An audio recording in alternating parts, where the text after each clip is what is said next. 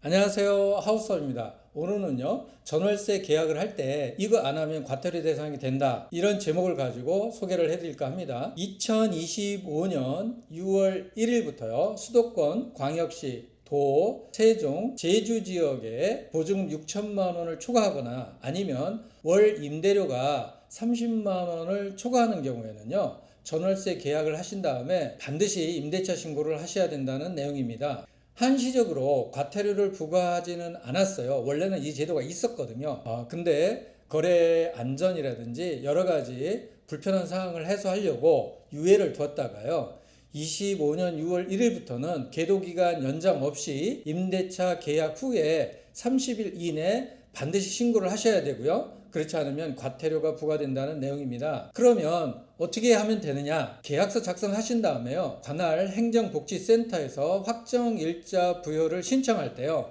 임대차 신고를 같이 진행하시면 돼요. 절차는 간단하지만 내용은 굉장히 엄중하니까요, 잘 체크하시면 좋을 것 같고요. 만약에 거짓으로 신고하는 경우에는 또 과태료가 100만 원이 부과되니까요, 이 점도 참고하시면 좋을 것 같습니다. 자, 그럼 지금까지 말씀드린 거를 좀 더 구체적으로 자세하게 설명을 드려볼게요. 신규 계약을 하는 경우에는요, 보증금이 6천만 원을 초과하거나 월세가 30만 원을 초과하는 경우에는 신규 전월세 신고 대상입니다. 계약일로부터 30일 이내에 완료해야 하고요, 기한을 초과하면 과태료가 부과됩니다. 자, 여기에서 하나 더 첨언을 드리자면, 계약일이라는 기준이 우리가 알기로 계약서 작성일을 보통 얘기를 합니다. 부동산 중개사무소나 이런 데 가서 계약서 작성하는 날짜를 기준으로 생각하시는데, 요즘에 보면은 미리 계약금이 1,000만 원이다 그러면 우선 옛날에 우리가 알고 있는 가계약금 형태로 100이나 200 이 정도를 넣고 문자로 계약 진행하는 경우가 있어요. 그 문자가 계약 내용에 동일하게 효력을 미칠 경우에는요,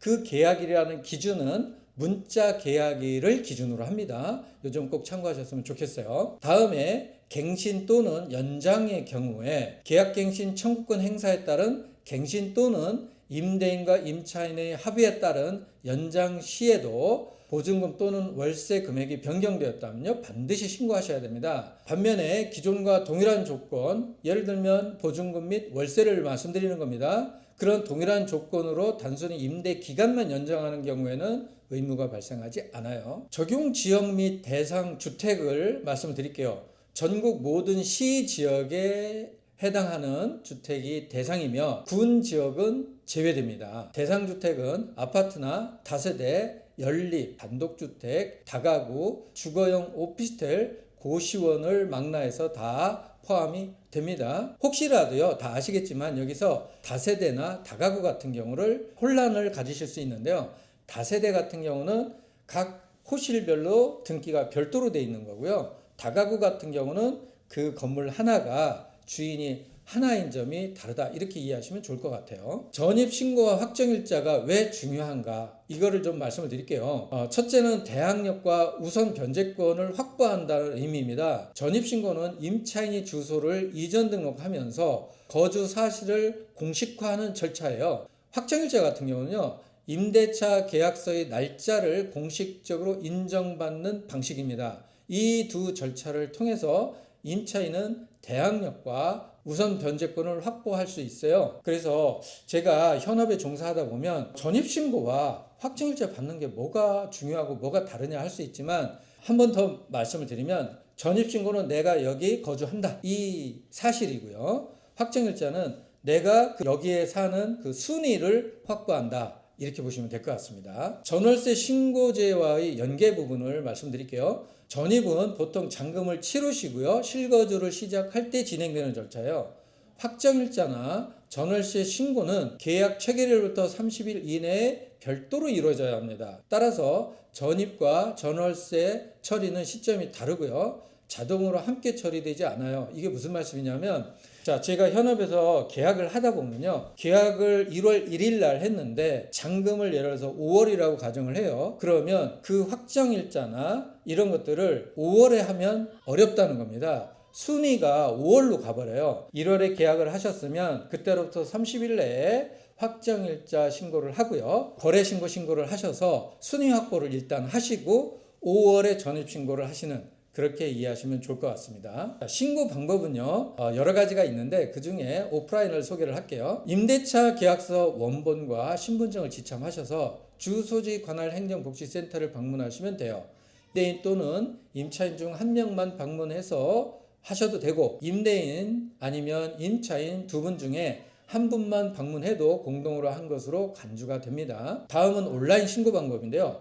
부동산 거래 관리 시스템이라는 사이트가 있습니다. 이 부동산 거래 관리 시스템에 접속을 하셔서 본인 인증을 거친 후에 계약서 첨부하시고 입력할 내용을 입력을 하시고 진행하시면 돼요. 전자계약 시스템을 활용하면 확정일자하고 전월세 처리가 동시에 자동 처리돼서 매우 유효하게 활용됩니다. 다음은 대리 가능 여부를 말씀을 드릴게요. 중개사 등 제3자가 대리로 할 경우에는 위임장과 신분증 사본을 제출하시면 돼요. 다만 온라인의 경우에는 본인 인증 절차가 있어서 본인이 직접 진행이 일반적이다, 이렇게 이해를 하시면 좋을 것 같습니다. 자, 다음으로요, 전자계약 활용 방법인데요. 부동산 전자계약 시스템을 통해서 계약을 체결하면 별도의 방문이나 추가 절차 없이 전월세 신고와 확정일자가 자동으로 처리됩니다. 이 방식은 시간과 절차를 줄일 수 있어서 바쁜 임차인과 임대인 모두에게 매우 유용해요. 계약 당일 법적 보호를 동시에 확보할 수 있다는 장점이 있지요.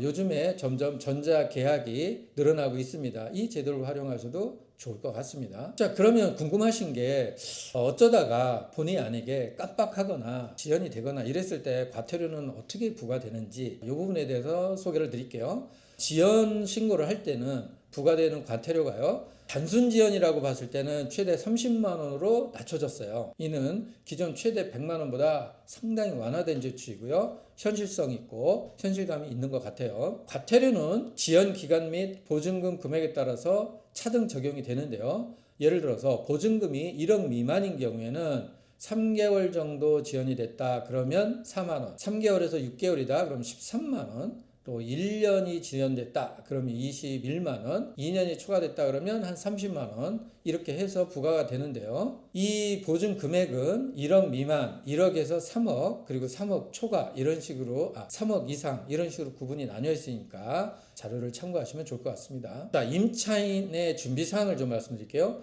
계약서 작성하고 바로 확정일자와 전월세 신고를 처리하고 잔금 완료 후에 이사 당일 바쁘더라도 주민센터를 방문하셔서 전입신고를 하시는 것이 일반적인 절차예요. 근데 인터넷으로 처리하는 것도 가능하니까요. 각자 본인 상황에 맞춰서 진행하시면 좋을 것 같아요. 자, 계약일로부터 30일까지 30일 이내라면 잔금일 모든 것을 한 번에 처리하는 것도 가능하지만 30일 초과할 경우에는 어쩔 수 없이 전월세와 확정일자를 먼저 받고 전입신고는 전입 당일날 하는 것이 바람직한데요. 다시 한번 말씀드리지만 확정일자와 거래신고는 가급적이면 빨리 하시는 것이 좋을 것 같습니다. 자, 임대인의 책임 범위를 말씀드릴게요. 임대인 역시 의무가 있어요. 누락할 때 임대인에게도 과태료가 부과됩니다. 특히 민간 임대 사업자의 경우에는 별도 신고만으로도 처리가 완료되니까요. 이를 활용하시는 것이 좋을 거라고 생각이 듭니다. 자, 지금까지 이번 2025년 6월 1일 날부터